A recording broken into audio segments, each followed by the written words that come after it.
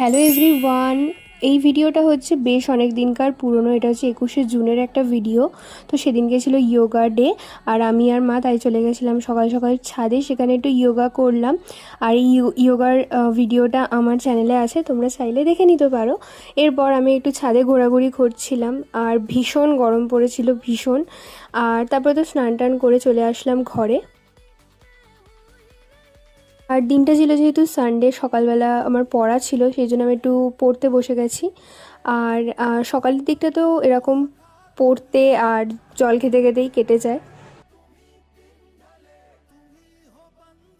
সকালে ইয়োগা করেছি বলে ভেবো না যে আনহেলদি খাচ্ছি। হ্যাঁ, অবশ্যই আনহেলদি, বাট এটা মা আটা দিয়ে করেছিল, অল্প হলেও হেলদি। এরপর তো পড়তে গিয়েছিলাম, আর তারপরে আকাশ কালো করে ভীষণ জোরে হচ্ছে বৃষ্টি আসলো মুষলধারে।